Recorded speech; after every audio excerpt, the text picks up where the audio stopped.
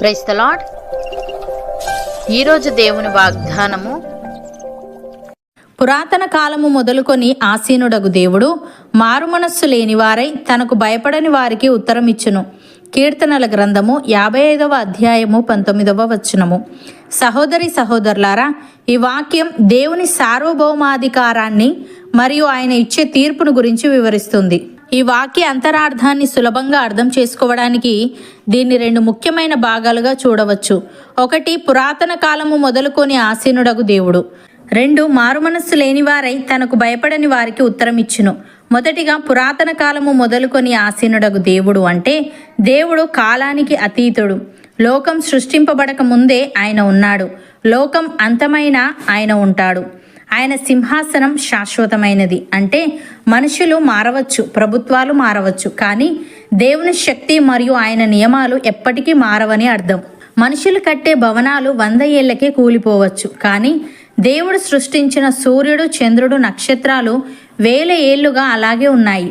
ఒక సముద్ర తీరానికి వెళ్తే తరతరాలుగా మనుషులు వస్తుంటారు, పోతుంటారు, కానీ సముద్రం మాత్రం అలాగే ఉంటుంది. దేవుడు ఆ సముద్రం కంటే, ఆ ఆకాశం కంటే పురాతనమైన వాడు.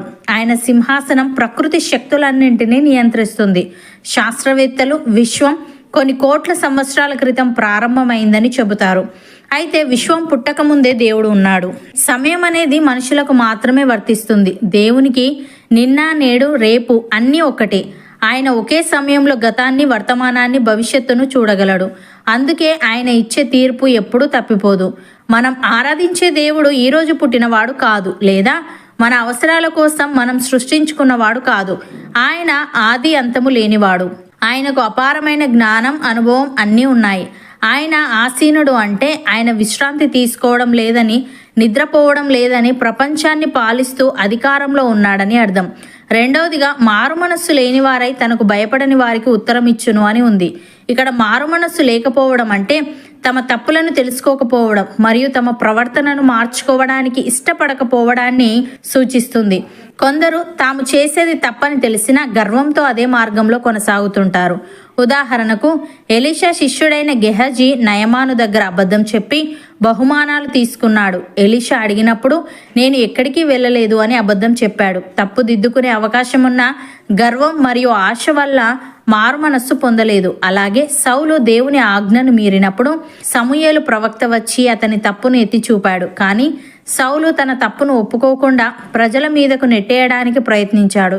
తన గౌరవం పోకూడదని చూసుకున్నాడే తప్ప మనస్ఫూర్తిగా పశ్చాత్తాపడలేదు.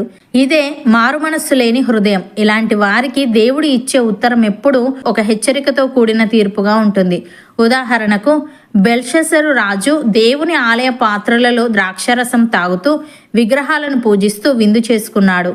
అతనికి దైవ భయం అస్సలు లేదు.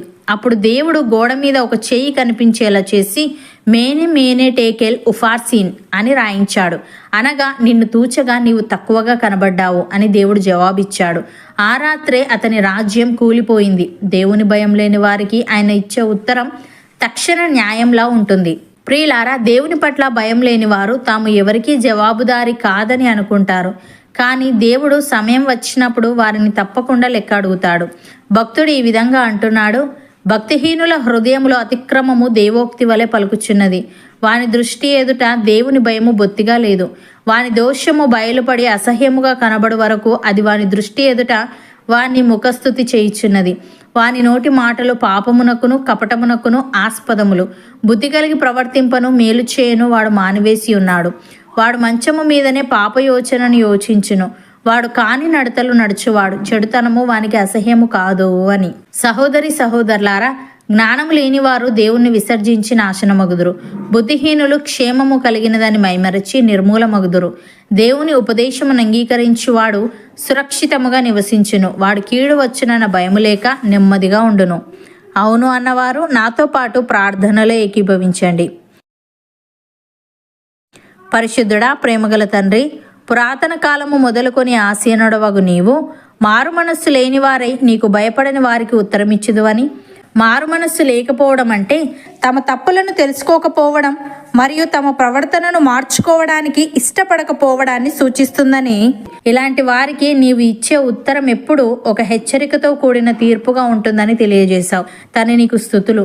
దేవ, విశ్వం పుట్టక ముందే నీవు ఉన్నావు గనుక సమయం అనేది మనుషులకు మాత్రమే వర్తిస్తుంది, కానీ నీవు నిన్న నేడు రేపు ఒక్కటే రీతిగా ఉన్నావు గనుక సమయం వచ్చినప్పుడు ప్రతి ఒక్కరిని తప్పకుండా లెక్క అడుగుతావు గనుక మేము భక్తిహీనుల వలె ఉండక నీకు భయపడే వారంగా ఉండుటకు సహాయము దయచేయమని, నీ ఉపదేశమును అంగీకరించువాడు సురక్షితముగా నివసించును గనుక వాడు కీడు వచ్చునన్న భయము లేక నెమ్మదిగా నుండును గనుక మేము అలాగుండుటకు కృపచూపమని, మేము చేసే ప్రతి ప్రార్థనకు జవాబులు మాలో ప్రతి ఒక్కరికి నీవే అనుగ్రహించమని యేసుక్రీస్తు నామమున ప్రార్థిస్తున్నాము తండ్రి.